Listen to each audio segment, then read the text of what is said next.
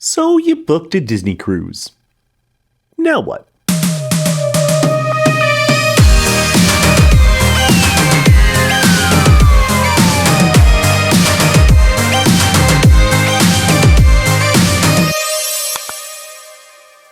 Booking a Disney cruise can be an exciting time in someone's life, but it can also be a very overwhelming time. Now, I don't say that to freak you out. What I do is I'm telling you this because I am here to kind of coach you on the things to do after you book your first Disney cruise, and maybe even your first cruise at all. So going on a Disney cruise is not like any other cruise ship and cruise line, because unlike Royal Caribbean, you have to book your reservations for your shows, you have to book your excursions, you have to get drink packages, you have to get dining packages if you want them, all these different things you have to do before you get on the Royal Caribbean cruise ship. And I love going on Royal Caribbean, but the one thing that I love about Disney is most of those things you don't have to do. Now, yes, you will have to still book your excursions and things like that, but you have plenty of time to do that before your cruise.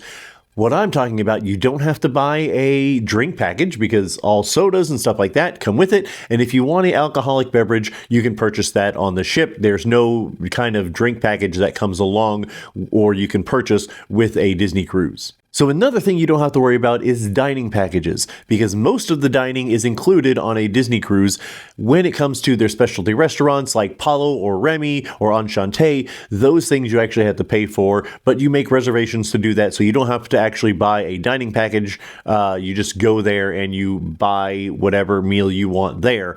When it comes to the other restaurants, you actually have a rotational dining schedule. So on Disney cruises, you go to 3 different restaurants on the 3 different nights of your cruise, or however long you're going to be on your cruise, but you just keep rotating those 3 restaurants and your server actually comes with you. So it's kind of like when you're on a Royal Caribbean cruise and you go have a dining package and you go to the different restaurants instead of going to the main dining room every night. This is kind of like that, but you don't have to pay for it. The other thing you don't have to do on a Disney cruise is you don't have to do reservations for shows. You pretty much just show up for the show that you want to go and you go to it. I recommend getting there at least 30 minutes before the actual showtime just so you can get a good seat. So the next thing, after you join the Facebook group and all that kind of stuff, the next thing you're going to want to do is get all your documentation ready. That includes a birth certificate or a passport, whichever one you're going to use to check into your thing. So each time you go on a Disney cruise, there is a specific check-in time that you can go online and go on their app and check in and make sure that you get your time to go to the ship and get on the ship. At that time, you're actually going to be putting in all your information, your name, your address, your birth certificate, like a picture of you to make sure that, you're you, and all that kind of stuff. They'll go through all that things that you need and all the things that you're supposed to have on your cruise when you go into the check-in time. Now, after you do the check-in, then you can start booking your different excursions and things like that. There's millions of different excursions, and the ones that you can book through anybody, but the ones you go through the app or online and book your excursions through there, then you're going to be kind of guaranteed to be able to get back on the cruise ship. Now, what I mean by that is cruises don't wait for people if they're on an excursion and they're late unless they book through the actual cruise line. So like if I go to Cozumel, Mexico, and I take it on my own accord to go rent some scooters and drive around Cozumel, Mexico, and I'm not back by that all aboard time, that cruise won't wait for me. They will leave. But if I book a cruise excursion through the cruise line, let's say Disney, and I go do the same exact thing. I rent scooters in Cozumel, Mexico, and it's a excursion that Disney does, then they will wait for me if, let's say, I'm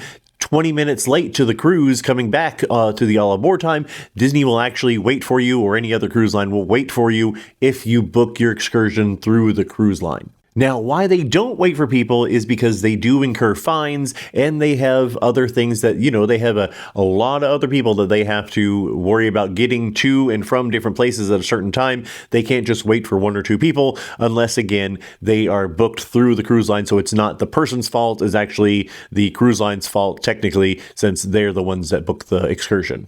Now, after you book your excursions, which again, there are a ton of different excursions you can do, after you book your excursions, you're like, well, now I don't really have anything to do until the cruise.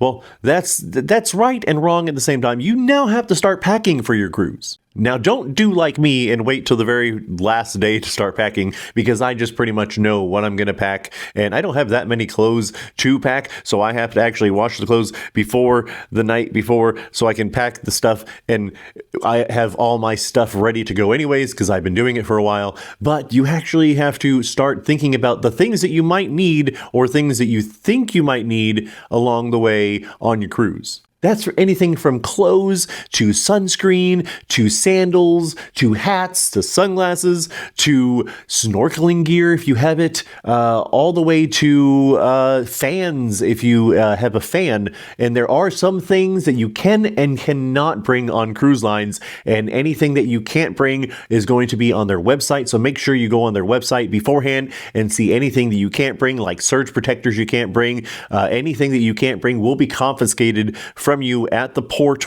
before you even get on the cruise ship, and they will keep it for you off the cruise ship, and then after your cruise you can come pick it up later. But there are some things you can't bring on, so make sure you go on the website to see all the list of things that you can't bring with you on that cruise ship. Now you might be saying, I've been on a cruise before, and I've been on Royal Caribbean. This might be my first Disney one, but I've been on other cruises, and this thing was allowed on this cruise line, so I'll be fine bringing it on to Disney Cruise Line.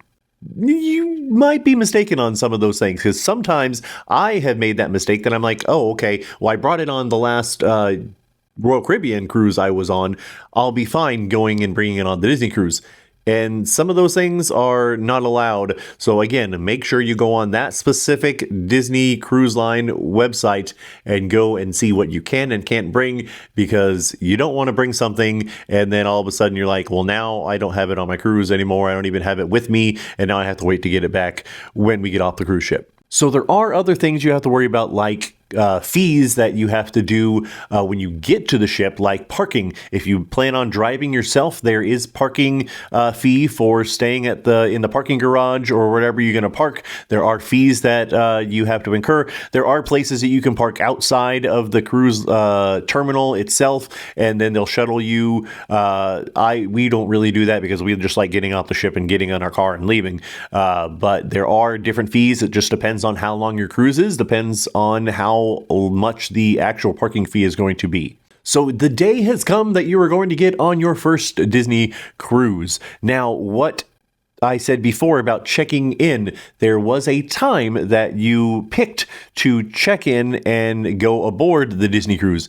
And you can't get there any sooner because Disney Cruise Line is very strict when it comes to their times that you can get on the ship. So they do it in a timely fashion. So if you picked from in between 11:10 to 11:40, that's the time that you can actually get on the ship. So don't get there at like 9 o'clock and be like, okay, I'm here, I need to get on the ship now. No, you're not going to be able to get on there until it's your actually time to go. And then they won't let you stand around and just do whatever you want. You have to leave the area and then come back when it's your time to go and get on the ship. So you checked in, you made your time, you showed up to the cruise on time, not any earlier. You showed up, and then now what? Make sure that you have everybody together and to get on the ship at the same time, and you go through the security, and you're going to put your bag on the thing if you have any kind of carry-on, which I do say that you should kind of at least carry a bag on the ship because of the fact that you might want to go swimming. So you might have your swimsuit in your bag and your sandals or sunscreen or any kind of necessities, medication you might need, because who knows how long it's going to take for your bag to actually get to your stateroom. Now, when you get on the cruise ship, it's time to eat because your stateroom's probably not going to be ready yet because they are not usually ready until 1 or 2 o'clock in the afternoon. So even if you get there at 9 o'clock, you can't just go straight to your stateroom. You actually have to wait for them to let you know know all the staterooms are ready, so you're not going to be able to go to your stateroom right away. So you can start going and enjoying the things that are on the cruise. The stores will not be open because they do not open until they're so far out from their ports. Any port you go to, no matter where it is, the shops won't be open on any of the cruise ships. The food will be open, but you can't really buy anything on the cruise ships because they aren't allowed to sell anything while you're actually in the ports. So you have to actually be out. So you'll be able to explore the ship, drink some drinks, have some fun, go swimming. Sometimes the aqueduct or mouse or whatever you're going to be on, that the slide will be open, the pools will be open, the food will be open, which is one of my favorite things to do when we get on the cruise ship, is just go eat and see all the things and explore the ship. This is your time to explore the ship before, it just becomes packed and everybody's there.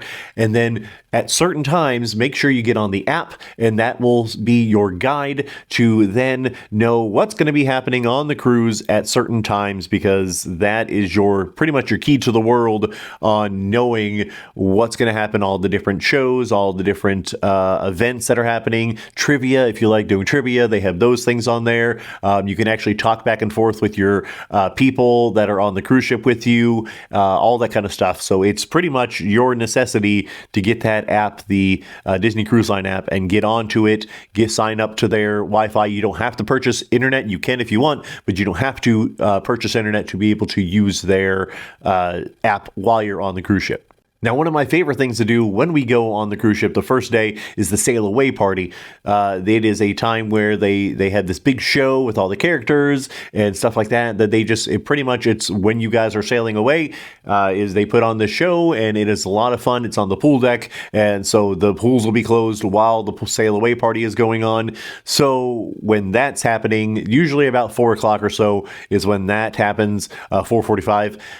You'll be able to go to the sail away party. Now, there's one more thing that I highly suggest that you know about before we go on. There is a thing called a muster drill, which some cruise lines don't do them anymore. They kind of do them, but they don't do them in person. They do them online. So pretty much you go and you sign up on their website, and then you look at these videos, and then you just report to your muster station. What the muster station is, if there's any kind of an emergency, you report to this area of the cruise ship whenever that happens. So if something were to happen, you go to your muster station at that time. You get your kids, you get your stuff, and you go to that muster station. So what the muster drill is everybody has to go to their muster station, and they do this announcement. They show you how to use the life vests. They tell you pretty much anything to do in the case of an emergency. And on Disney Cruise Line, you actually have to go in person, and they do this whole drill thing. And it's not too long. So it starts at about 3:45 or 4 o'clock, and usually done like maybe 4:15 at the latest, if everybody shows up. That's why I'm telling you, you need to show up. You have to show up for this thing. Then after the muster drill is done, you're free to roam about the ship as much as you want. Do whatever you want. Have fun. Just go and have fun. It is your first Disney cruise, and trust me, you're going to love it. We love every single one we go on, and that's why we have been on so many of them now. But it's just so much fun. We love Disney Cruise Line, and we're going to be going on more. We're going to at least be going on 2 this year with the Dream in a month, and then we're going to be going on the maiden voyage of the Destiny this year. So it's just so much fun. I cannot wait. So that is your must-do before you even get on the cruise ship, and then a little bit after you get on the cruise ship. Tips for you to go on your first Disney cruise. I hope you guys enjoy your first Disney cruise, and I will see you guys later. Remember to love yourselves and each other. Bye-bye.